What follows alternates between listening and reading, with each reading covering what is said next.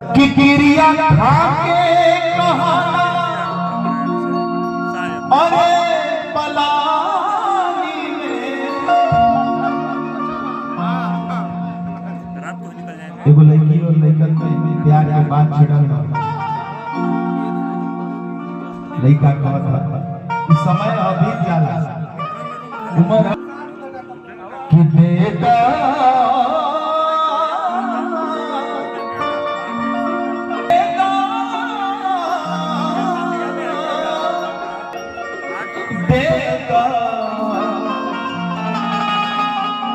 दिल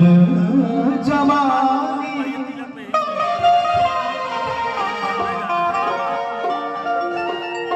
शिवेंद्र भैया गुरुदेव सलीला आप खुद कलाकार हैं भैया भेड़ा पिलाना का 2-4-5 10 मिनट रुकला के बाद खाना चालू हो जाए आप लोग खाए आनंद ले भैया मुझे ना पता क्या किया लेकिन इतना जरूर जाना था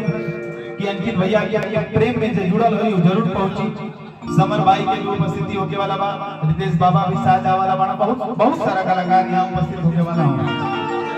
क्योंकि नेक काम आई बात दिया कि क्रिया खाके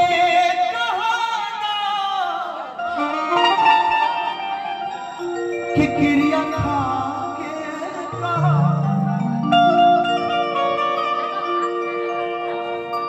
कि क्रिया खाके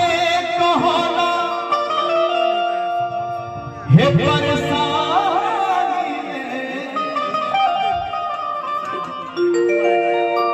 कि देदा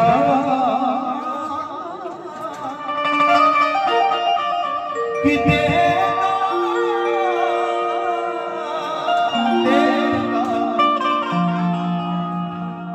दिल जवानी में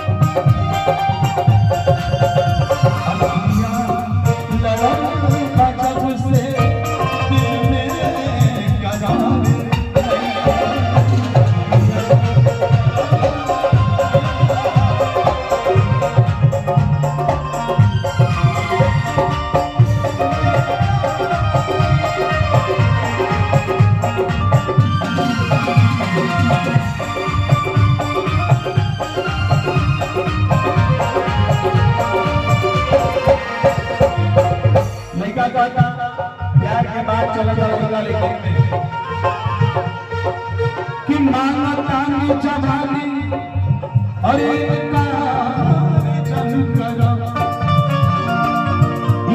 जवनिया देखा मन पे करार जमन करा कि बीत जाए उमरिया कि बीत जाए उमरिया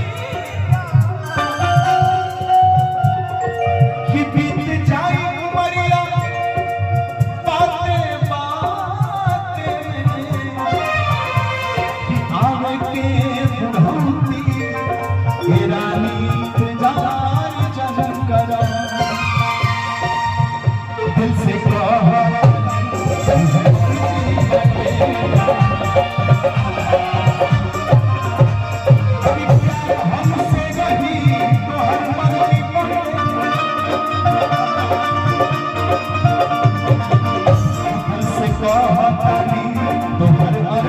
बाटे यार हमसे रही तो हर मर्जी बाटे कि काहे डाले लो तू हमके परेशानी में। अब ऐसा तो सुनी दर्द करूंगा थोड़ा सा भैया